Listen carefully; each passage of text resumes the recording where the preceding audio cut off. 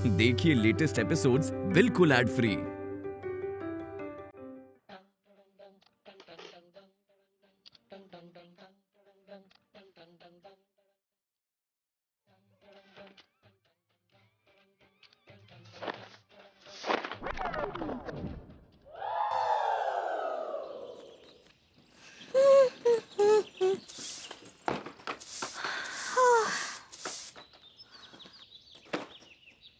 Hello भाभी जी।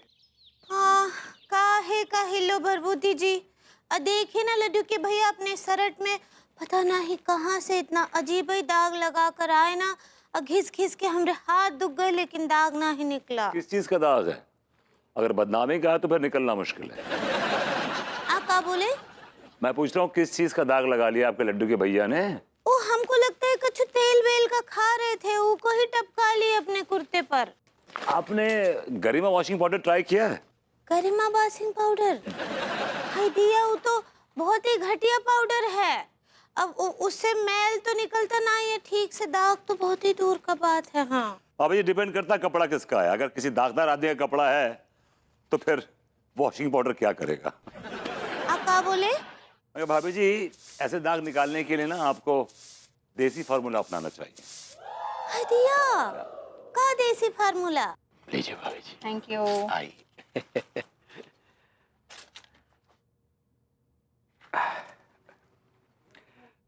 भाभी जी, आपने हमारे विषय में नहीं बताया कि हम कैसे लगते हैं। अरे आपने थोड़ी देर पहले खुद ही तो बताया कि आप एक जमाने में विनोद खन्ना लगते थे। नहीं, वो तो लोगों का नजरिया ना भाभी जी। आप किस नजर से देखती हैं? तिवारी जी, जी। आपकी जो ये हाइट है ना, बहुत अच्छी है, एकदम कंप्लीट मर्दों वाली हाइट है।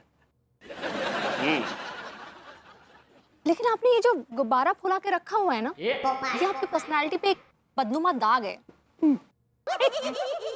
आप जब चलते हैं ना तो ऐसा लगता है कि कोई कंगारू चल रहा है। ये पक्ष छोड़िए भाभी जी। कुछ और बताइए। मतलब हमारी आंखें कैसी हैं? आपकी आंखें ना बड़ी शार्प हैं, बहुत ही अच्छी आंखें हैं। इसमें समझदारी, तजुर्बा एकदम साफ साफ झलकता है। थैंक यू, बहुत बहुत शुक्रिया भाभी जी। लेकिन कभी कभी इनमें से ना काइयापना भी टपकता है। तिवारी जी, यूं तो आपके चेहरे पे ना एक मासूमियत है, सज्जनता है। थैंक यू, शुक्रिया भाभी जी। लेकिन आपके चेहरे में ना एक भेड़िए की शक्ल भी छुपी हुई है, जो कभी कभी बाहर आ जाती है। मैंने देखा है, वो शक्ल मैंने देखी है। सच्ची बहुत अच्छा देसी फार्मूला बताए हैं आप। इसके पहले तो कछु दाग वाले कपड़े को हम वो लिंगरी में डालते थे। भाभी जी, लिंगरी नहीं, वो लॉन्जरे होता है। मेरा मतलब है आप लॉन्ड्री कहना चाह रही हैं भाभी जी। हाँ सही पकड़े हैं। ये तो गलती करती हैं आप, कपड़े लॉन्ड्री में देती। क्या होता है लॉन्ड्री में कपड़े देने से, क्या है, कपड़ों की जिंदगी कम हो जाती है। और ये लॉन्ड्री वाले कपड़े मालूम है किससे धोते हैं? एसिड से धोते हैं। दिया? हाँ, मैं सारे कपड़े अन्नू के जो है खुद अपने हाथ से धोता हूँ भाभी जी। और लॉन्ड्री वाले चार्ज कितना करते हैं, कितने महंगे हैं ये। ऐसा लगता है कपड़े पानी से नहीं बल्कि अमृत से धो रहे हो। हाँ सच्ची भाई। तो भाभी जी, आपने बहुत तारीफ कर दी। इसे पचाने के लिए अब चूरन चाटना पड़ेगा। ये तिवारी जी, जब आप ये रोते हैं ना तो ऐसा लगता है किसी कुत्ते को ना कड़कड़ाती ठंड में बाहर बांध दिया गया है।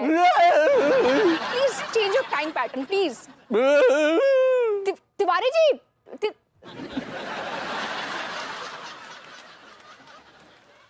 लगता है तिवारी जी को बुरा लग गया। पर मैंने तो सिर्फ फैक्ट्स बोले थे ना। Yeah, you're absolutely right. अरे ओफो तिवारी जी। अम्मा जी का साड़ी बहुत कीमती था, एक बार छेदी को दिए रहे, पूरा सत्यानाश कर दिया वो साड़ी का। हम क्या सोच रहे हैं, अब तो हम यही इस्तेमाल करेंगे, का है शेविंग भी हो जाएगा। अभी जो सेविंग कहना चाह रही हैं आप? सही पकड़े हैं। भूल गए मेकअप, भूल गए पाउडर, याद रहा बस कपड़ा, बर्तन और डिटर्जेंट पाउडर। चलिए लड्डू के भैया के लिए खाना भी पकाना है। Bye bye. साली अपनी जिंदगी भी कमाल है, कपड़े धो के बाथरूम से निकलती है और जाके बर्तनों के सिंक में फंस जाती है। जिसको लाइफ सक्स, सच अ मंडेन लाइफ यार। आप हर बात का उल्टा मतलब क्यों लेते हैं तिवारी जी? विभू का रोमांस में इंटरेस्ट ना होना उसकी शारीरिक कमजोरी की तरफ इशारा थोड़ी ना करता है। तो फिर किस बात की तरफ इशारा करता है? टेंशन तिवारी जी, टेंशन अच्छे खासे इंसान के कलपुर्जों में जंग लगा देता है। माफ कीजिएगा, हमको समझे नहीं। फॉर एग्जाम्पल, जैसे आपकी टीवी का स्क्रीन खराब हो गया है और आप उसे रिपेयर नहीं करा रहे हैं, तो उससे उसके बाकी कलपुर्जों में भी जंग लग सकता है। भाभी जी, वही तो हम कह रहे हैं। भभूति जी के किसी ना किसी कलपुर्जे पर तो असर पड़ा होगा ना पहले, उसके बाद दूसरे कलपुर्जों पर भी असर पड़ा। नहीं, आप समझ नहीं रहे। ये कलपुर्जों का मामला है ही नहीं, ये मामला है दिमाग का। जिस तरह से अंगूरी जी मेंटली थक गई है ना, वैसे विभू भी मेंटली थक गया है, इसलिए दोनों के दोनों नीरस हो गए हैं। ओह, तो फिर आप ही बताइए ना भाभी जी, आखिर हम अंगूरी की निरस्ता को कैसे दूर करें? तिवारी जी, मैंने ना मेरी चंद सहेली में पढ़ा था कि इंसान का दिमाग बच्चे की तरह होता है, जहां वो विनाशकारी परमाणु हथियार जैसे बॉम्ब, गन्स बना सकता है, वैसे जरा सी बात पे ठप भी पड़ सकता है। ये बात तो बिल्कुल सही कही भाभी जी। ये जो दिमाग है ना, एक अबोध बच्चे की तरह होता है, जिसे बहलाना वाकई बहुत आसान होता है। तो फिर बहलाइए तिवारी जी, बहलाइए और अंगूरी जी के अंदर जो नीरसता है ना, उसे खत्म कीजिए। मैं भी विभू के अंदर के आत्मविश्वास को वापस जगाती हूँ। ठीक है भाभी जी, हम आज ही घर में जो एकदम रोमांटिक माहौल बनाते हैं। वेरी गुड, लेकिन याद रखिएगा, आप उनकी हाँ में हाँ मिलाइएगा, चाहे वो कितनी भी अजीबोगरीब बातें करें। ठीक है भाभी जी, डन। मैं भी देखती हूँ कि विभू कितने पानी में है। ओके भाभी जी, all the best. All the best.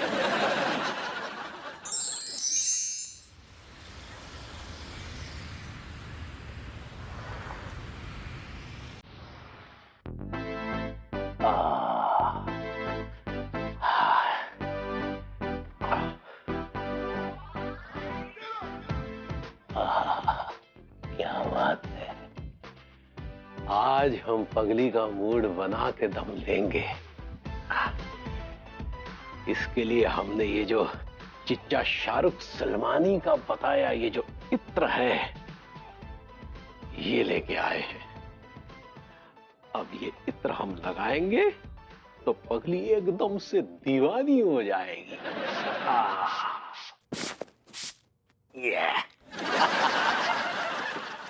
और उसके बाद जब पगली गुलाब के पंखुड़ियों की खुशबू सूंघेगी तो एकदम से मस्त आ जाएगी।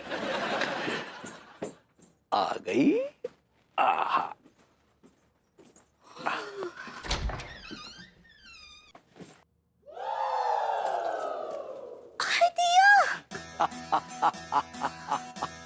ये सब का है?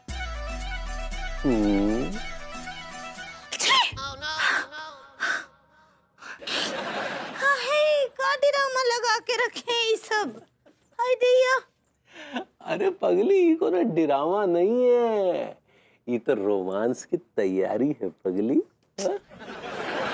लड्डू के भैया, आपको समझना ही आता है कि हमरे रोमांस के चिल्लम में अब आँच ही नहीं बचा है। पगली, अगर तुम्हारे रोमांस के चिलम में आग नहीं बची है ना, तो एक ठो काम करो, हमारे पास तो एकदम दहकते अंगारे हैं रोमांस के, उनमें से थोड़ी आग चुराई लो। नहीं, हमरा इच्छा नहीं है। अरे पगली, तुम भी ना।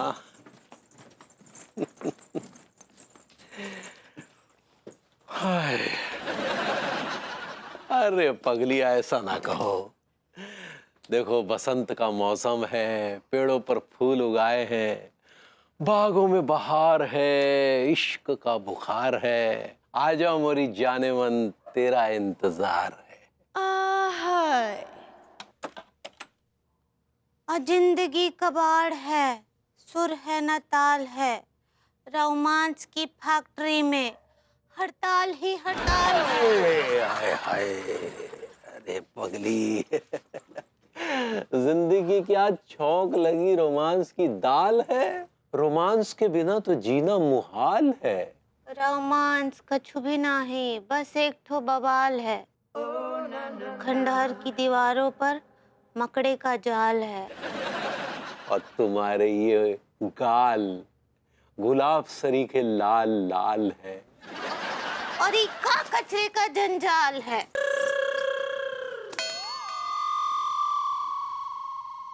अरे यार, ये पगली तो रोमांस करने का नाम ही नहीं ले रही है। कोई और पैंतरा बनाना पड़ेगा।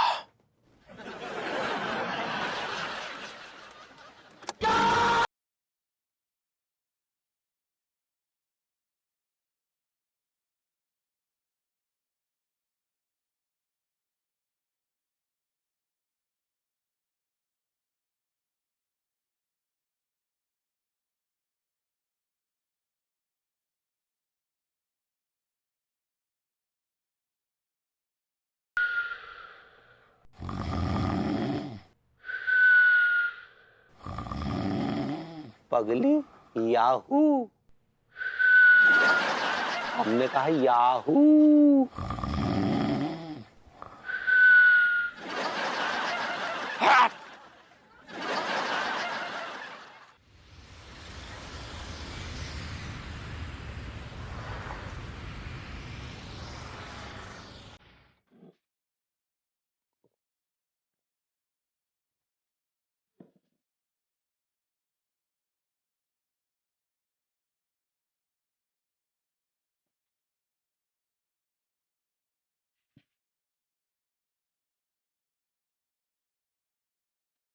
परफेक्ट। ये विभू कहाँ रह गया? मैंने इसको मना किया था कि आप सब्जी मार्केट जाने की कोई जरूरत नहीं है, ट्रैफिक में फंस जाओगे, लेकिन नहीं, मेरी सुनता कहाँ है। पता नहीं कौन सा भूत सवार हो गया है इसके ऊपर। गोभी, टमाटर, आलू, भिंडी, तुरई के अलावा कोई बात ही नहीं करता है। ओह बेबी, आज तो कमाल हो गया। टमाटर ढूंढते ढूंढते मैं पता कहाँ पहुंच गया, राम नारायण मार्केट। वहां पर भी एक ही दुकान खुली हुई थी टमाटर की। साले ने 3 रुपए महंगे दिए टमाटर। कोई बात नहीं बेटा, तेरा टाइम है, ले ले। विभू, फिर आलू लेने के लिए फिर मुझे जाकर कटी आना पड़ा। विभू, ये टमाटर प्याज छोड़ो ना। अरे सुनो ना इधर आओ यार, ना। आज मुझे आलू सस्ते मिल रहे थे तो मैंने 2 किलो एक्स्ट्रा ले लिए। तुम्हें रात को लगते हैं ना आलू, कभी तुम्हारा दिल करता है फ्रेंच फ्राइज खाने का, तो मैं क्या आलू छील के काट के ना रख दूंगा फ्रीजर में। रात को कभी भी जरूरत पड़ेगी तुम्हें तो फिर you can use it, you know what. सुनो ना, ये टमाटर, गोभी, प्याज छोड़ो ना। मुझे पता है तुम भिंडी के बारे में पूछना चाह रही हो ना, कि भिंडी कैसे मिली। भिंडी बहुत सही मिली, हालांकि सबको 60 की बेच रहा था, मुझे 55 की बेची है उसने। लेकिन भिंडी बहुत कड़क और एकदम देखो सख्त, एकदम फ्रेश है। भिंडी मुरझा गई है। नहीं नहीं, भिंडी नहीं मुरझाई है यार। एक्चुअली क्या है, छोटे बैगन जो है ना वो भी कमाल के मिले हैं यार, बहुत सेम साइज सेम कलर। बस थोड़ी सी नो ये जो तुरई है ना थोड़ी सी मुरझाई हुई है बस। या राइट, तुरई मुरझाई गई है। ये तुम तुरई के मुरझाने पे इतना क्यों ओवर रिएक्ट कर रही हो यार, किस बात का दुख है तुम्हें? अब तुरई मुझे पसंद है ना, इसलिए। ठीक है, बना दूंगा तुम्हारे लिए कल भरवा तुरई। अच्छा सुनो, चलो ये सब छोड़ो, चलो मेरे साथ। सुनो ना, चलो ना मेरे साथ, चलो। अब वेट,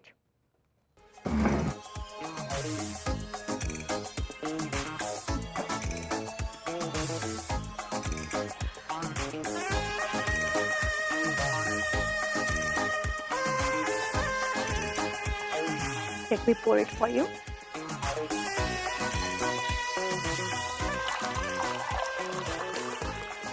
अनु, ये क्या ड्रामा है? और ये ड्रामा लग रहा है तुम्हें? विभू, मैंने तुम्हारे लिए कैंडल लाइट डिनर अरेंज किया है। Candle light dinner? Come on यार। अनु, it's good to lead a simple life. दाल रोटी खाओ, प्रभु के गुण गाओ। तो ये बात बताओ कि कैंडल जलाने से क्या हो जाएगा टेबल पे? तुम 2 रोटी एक्स्ट्रा खाओगी या दाल का टेस्ट चेंज हो जाएगा या सब्जी का टेस्ट चेंज हो जाएगा? ये चोचलेबाजी है यार, सॉल चोचलेबाजी, नथिंग एल्स।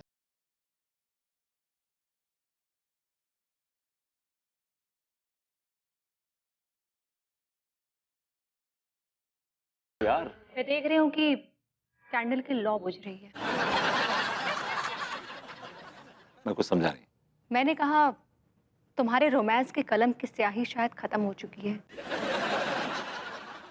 जबकि तुमने चाहत के 2-4 पन्ने ही भरे होंगे। कलम की स्याही खत्म नहीं हुई है, बल्कि नल्लेपन और गुर्बत की जो धूप है ना, उससे सूख गई है।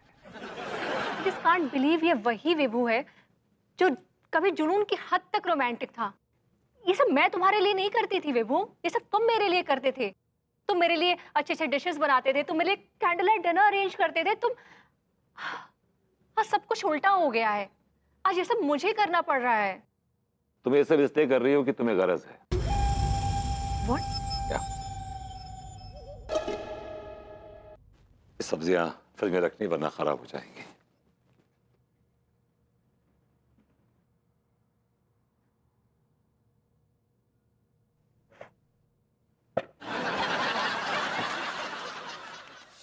जाने वो कैसे लोग थे जिनके प्यार को प्यार मिला, हमने तो बस कलियां मांगी कांटों का हार मिला।